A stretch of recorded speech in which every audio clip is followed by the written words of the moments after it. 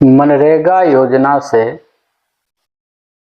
व्यक्तिगत लाभार्थियों के लिए व्यक्तिगत कार्य कराए जाते हैं, चाहे वो बागवानी का काम हो, फूलों की खेती का काम हो, किसी खेत की मेड़बंदी कराना हो, या किसी व्यक्ति का खेत जो है ऊबड़ खाबड़ है, ऊंची नीची जमीन है, उसको बराबर कराना हो, या फिर जो पशुपालक हैं वो किसी भी तरह का पशु हो, बकरी हो, भैंस हो, गाय हो, सुअर हो, जो भी हो, तो उनके लिए पशु शेड के निर्माण का कार्य भी मनरेगा के तहत कराया जाता है।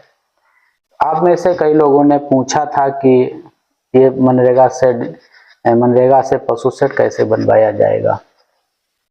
तो इसके लिए अगर आप एकदम से चाहें तो ये काम नहीं हो सकता है। मनरेगा की जो वार्षिक कार्य योजना बनाई जाती है मार्च, फरवरी और मार्च के महीने में, तो उसमें कार्यों को लिया जाता है, चाहे चकमार्ग हो, पक्के काम हो, इंटरलॉकिंग हो, स्कूलों की बाउंड्री हो, पंचायत घर की बाउंड्री वाल हो। और इस समय तो आप देखेंगे कि आपके गांव में अन्नपूर्णा मॉडल शॉप बन रहे हैं, वो भी मनरेगा से बनाई जा रही हैं। मनरेगा पार्क का काम हो रहा होगा, खेल मैदान का कार्य हो रहा है, ये सारे कार्य मनरेगा से हो रहे हैं। व्यक्तिगत कार्य में लोग चाहते हैं कि पशु पालते हैं, लेकिन उनको पशु बांधने के लिए उनके पास जगह नहीं होती है। अगर आपके पास जमीन उपलब्ध है तो आप अपने गांव के प्रधान से कह के या अपने सचिव से कह के कार्य योजना में व्यक्तिगत कार्यों को शामिल कराएं, आप अपने पशु शेड को उसमें शामिल कराएं। जब कार्य योजना में सम्मिलित हो जाएगा उसके बाद आप मांग करेंगे तो ब्लॉक स्तर पर उसकी आईडी जनरेट होगी, पशु शेड की आईडी जनरेट होने के बाद एस्टीमेट बनेगा, एस्टीमेट स्वीकृत होगा, जियो टैग होगा और उसके बाद बनाए जाने की कार्रवाई की जाएगी। यहाँ मैं एक चीज आपको बता दूं, जो कठिनाई आती है, नियम जो भी हैं वो अलग बात है। कठिनाई ये आती है कि मनरेगा में जो पेमेंट होता है पक्के कामों का, व्यक्तिगत कामों का, वो सारे कोई भी काम हो पहले काम हो जाता है, उसके बाद पेमेंट होता है, पहले पेमेंट नहीं होगा। तो अगर आप पशु शेड बनवाना चाह रहे हैं तो ये निश्चित है कि प्रधान अगर सक्षम है तब तो वो पैसा लगा देगा, बनवा देगा क्रेडिट पे, नहीं तो फिर आपको ही ये काम करवाना पड़ेगा।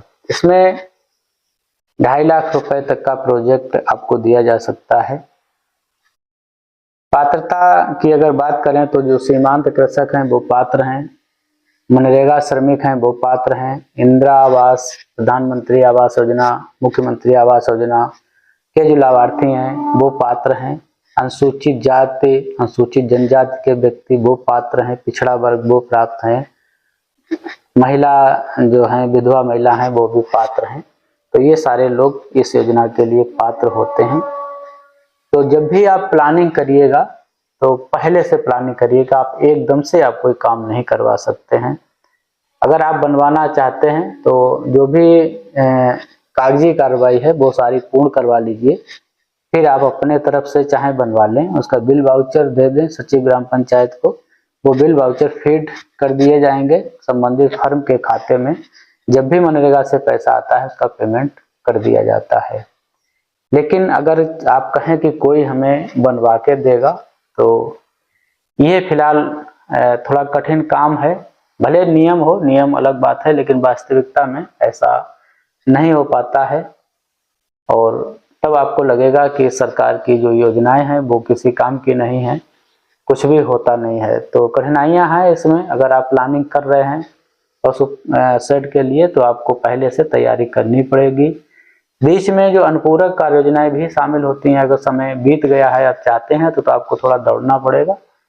और जहां तक मैं समझता हूं कि व्यक्तिगत कार्यों में लोग रुचि नहीं लेते हैं, चाहे वो सचिव हो चाहे वो ग्राम प्रधान हो।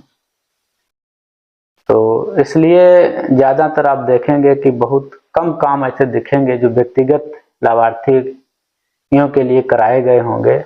उसके पीछे कारण यही है कि पैसा पहले लगाना पड़ता है, कार्य पहले करा के दिखाना पड़ता है, एमबी होती है, फीडिंग होती है बिल वाउचर की, उसके बाद पेमेंट होता है।